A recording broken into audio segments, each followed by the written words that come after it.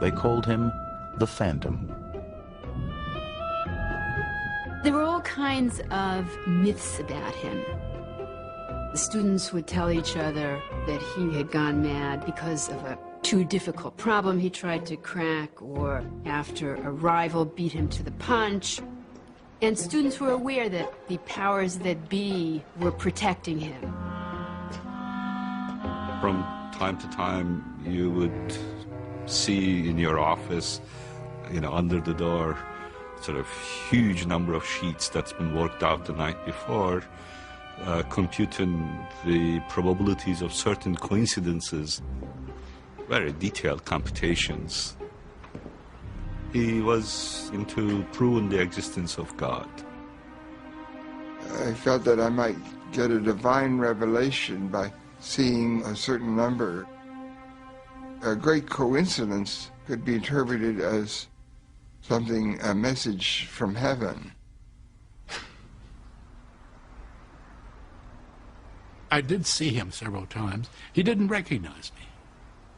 I didn't press the matter. I didn't have the sense I could have any contact with him. So I didn't try. Year after year, for more than a decade, the Phantom roamed the Princeton campus, unaware that the work he had done as a student had finally sparked a revolution.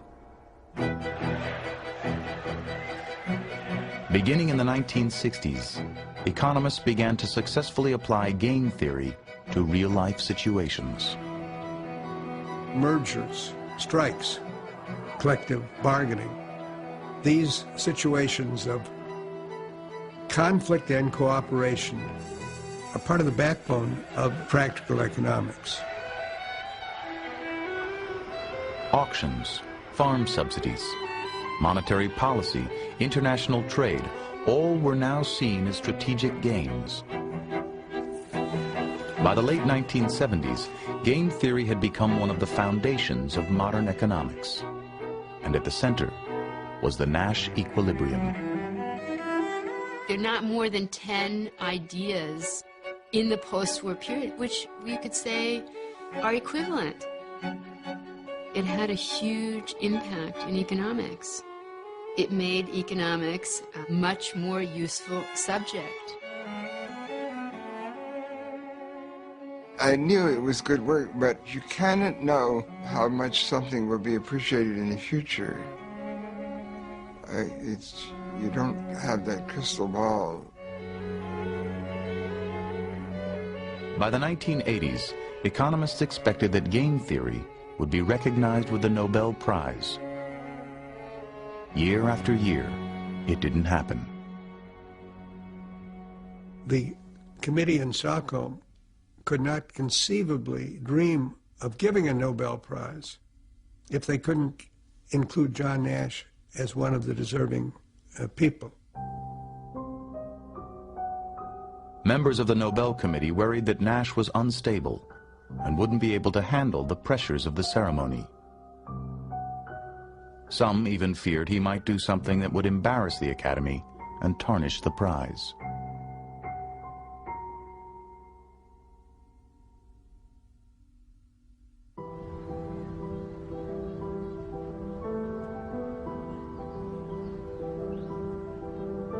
Beginning sometime in the 1980s, after 3 decades of struggling with mental illness, John Nash experienced his second transformation.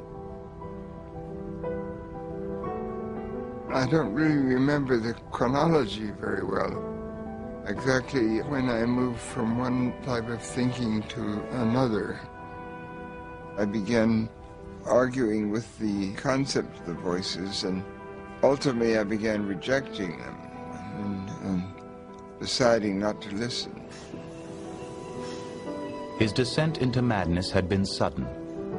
His reawakening was gradual, almost imperceptible. A portion of schizophrenics, after a long period of time, often do seem to get better. And how that occurs remains a mystery.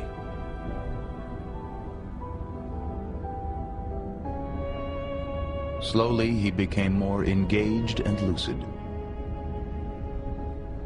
Word of his remarkable recovery spread. Those around him assumed new antipsychotic drugs were helping. But Nash had stopped taking medication in 1970. I said, "John, how in the devil have you recovered?" He said, "I willed it. I decided I was going to think rationally." He has said that he more or less put his hallucinations aside, like a conscious decision. I mentioned that to somebody, and she said, "Well, why didn't he do it sooner?" The fact that people did not abandon him, that there were people who treated him like a human being, made it possible for him to re-emerge. This wonderful thing that happened to John could only happen in this little mathematical community that is very, very tolerant of certain aberrations and also at the same time incredibly admiring of gift or genius. That was what was important about Nash in that world, not that he was ill.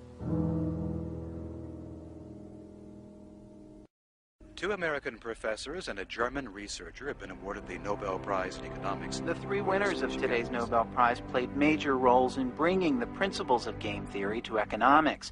Princeton's John Nash was cited for developing what has become known as the Nash equilibrium, pioneering theory about the point at which conflicts get resolved. Under the theory, companies...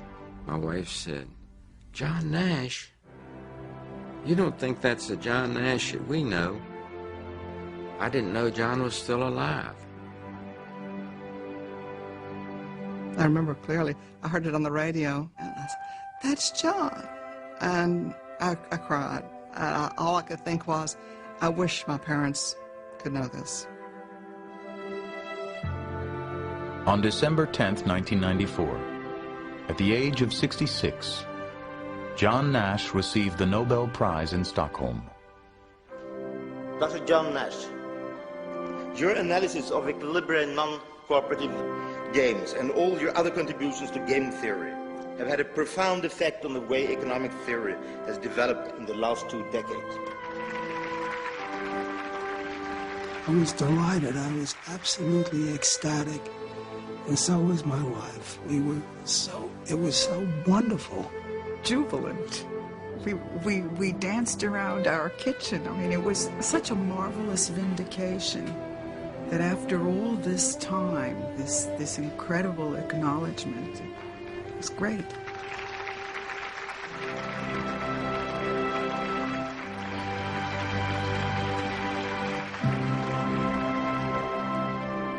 He shined very brightly as a young man. Then he had his illness and is now a very pleasant, accomplished gentleman. It feels right somehow.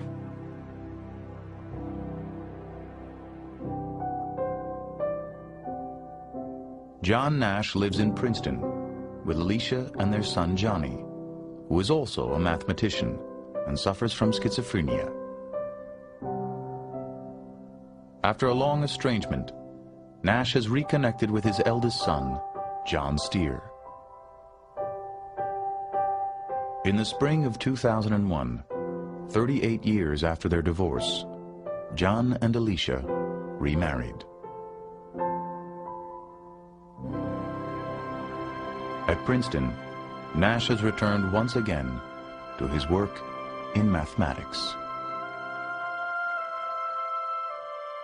I think it teaches us that we have to appreciate the particular talents of people who may be very eccentric and look at things in very peculiar ways. Those are often the people who will really have the most stunning insights. Here was someone who had been lost.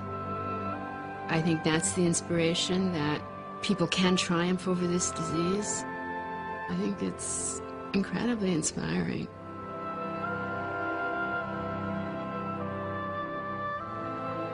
I'm not thinking anything crazy, but There are different possibilities.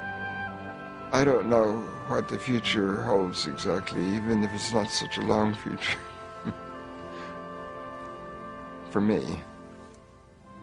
Of course, the future in general is presumably long, unless things really go bad, or unless some miracle happens.